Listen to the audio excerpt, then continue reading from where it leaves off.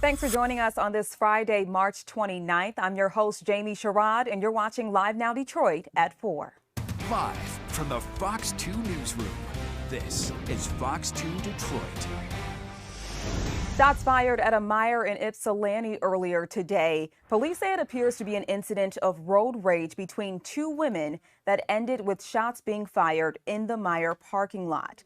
The victim is in stable condition. The alleged shooter left the scene, but police did catch up with them a few miles away. The suspect will remain in custody pending review of charges by the prosecutor's office.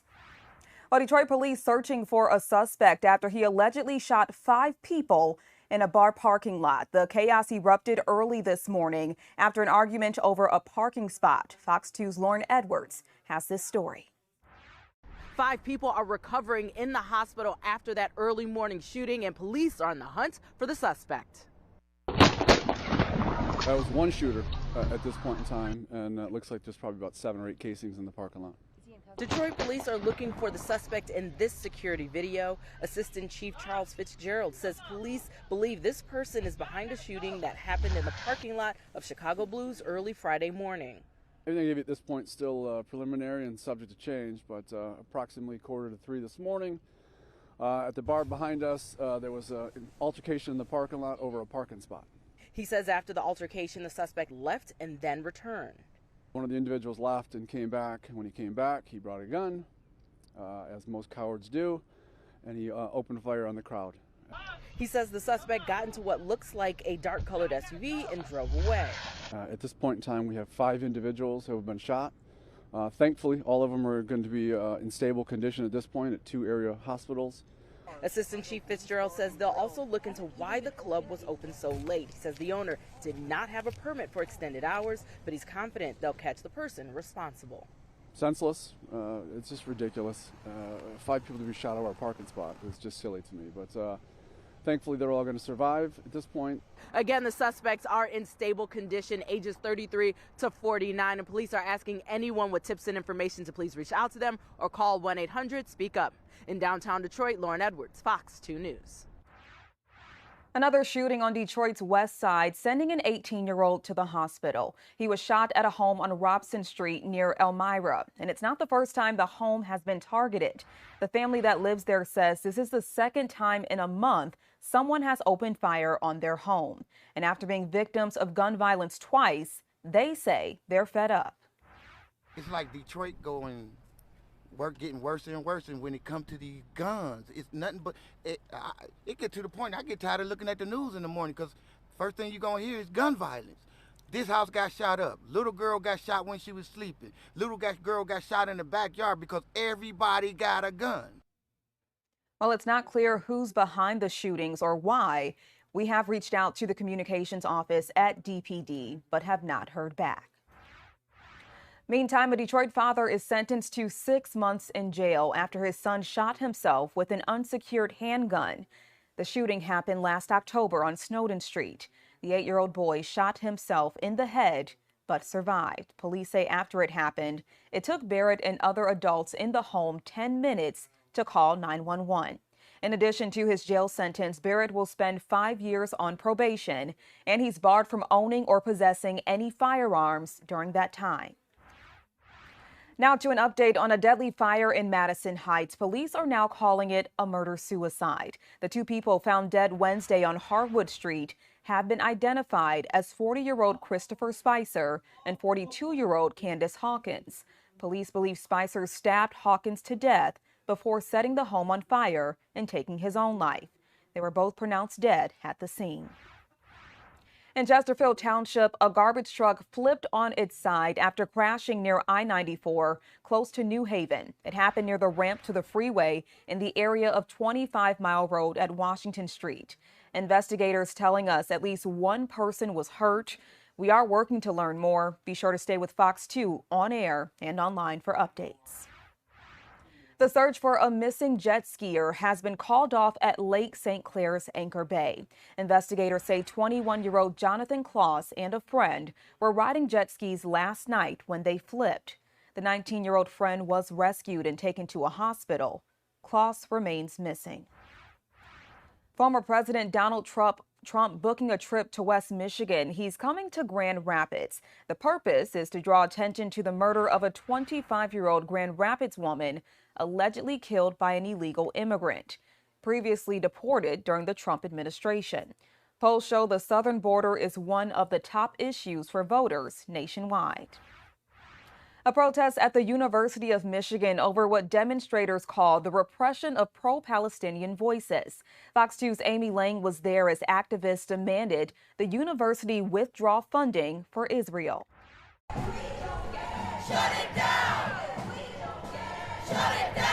University of Michigan students marching for Palestine. 32,000 people, so many children killed in Gaza in Israel's war on Hamas. Activists here demanding the university divest from any holdings that support Israel. We found that the university invests in numerous companies that supply the Israeli military. U of M is connected to companies that provide weapons, surveillance technology, and other equipment to the Israeli occupation forces. Our university's endowment provides significant financial support to the Israeli government, military, and economy. Our university is entirely complicit in the deaths of over 32,000 Palestinians in Gaza.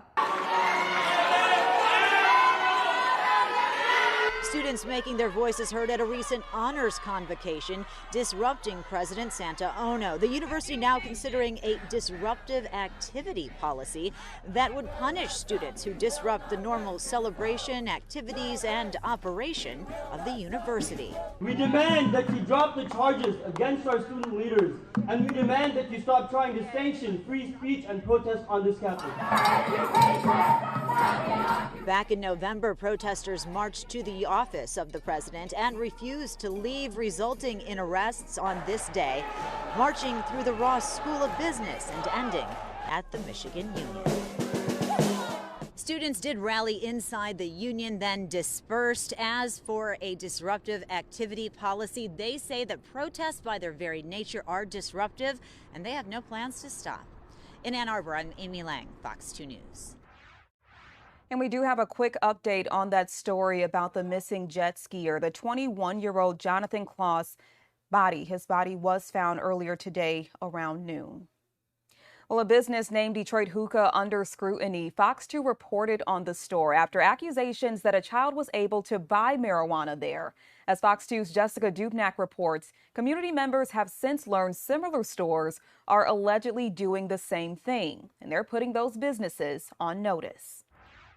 We have learned that 6 out of 10 vape shops like these in Detroit sell to minors, either weed, tobacco, or both. Community leaders are taking them head on, and it all started with an East Side grandma on a mission. God knows what they're selling these kids. When Vivian Miles Jackson heard Detroit Hookah sold weed to her 15-year-old grandson last month, she set up a sting, and it worked. My grandson goes up to the counter and exchanges money for the marijuana. God forbid something would have happened to my grandson. They're not even licensed to sell weed, let alone to teens. Detroit police and the city of Detroit moved in quick, papering their door with an orange notice of closure. But sneeze and you'll hit another Detroit Hookah. We just had several community members, 7 actually, confirm the fact that they're doing similar business down here. Public shaming, even a boycott. That's what these community leaders are here to do Thursday. We will make it hard for them to sleep because they will not be able to make a living. We learned 6 out of 10 of these vape shops in Detroit sell tobacco, weed, or both to minors. Is it easy to get? Pretty much, yeah. And that's from a 13-year-old. The Detroit Hookah, shut down at 7 in Ryan, was positioned right across the street from Pershing High School. A student cannot learn if they are under the influence of a drug substance. It's that simple. A quick prayer inside. You should be following the law. And right now, he's not following the law. And Detroit police did show up to step in and help if needed. A clear, unwavering message from these leaders. If you want a livelihood, respect the people that live in the hood. We did reach out to the owner that is listed to this location off 7 Mile near Van Dyke. He did not get back in time for this story. We're told that Detroit police is keeping a close eye on this location. Reporting on Detroit's East Side, Jessica Dubnak, Fox 2 News. Turning to some good news here, the Tigers opened the season in Chicago, pulling off a win against the White Sox. They beat the White Sox 1-0, so they definitely started the season the right way. Tarek Skubal got the win. Andy Ibanez with the RBI, only run of the game. Detroit has 2 more games in Chicago, then they play in New York for 3 games against the Mets before heading back home for opening day at Comerica Park in just a week. Go Tigers. Well, how about getting a head start on your summer entertainment schedule? You can do just that now that the box office at the Aretha Franklin Amphitheater opened this morning. A long list of acts are set to perform from June to September. The box office will be open Monday through Saturday for the rest of the season. Now, the first show of the season is Jerk Jollof After Dark, which is an Afro-Caribbean music celebration that originated right here in Metro Detroit. For the full lineup of musical acts, visit thearetha.com. A fan favorite returns to Fox. Coming up, we'll give you a look at what you can expect at this year's iHeartRadio Music Awards.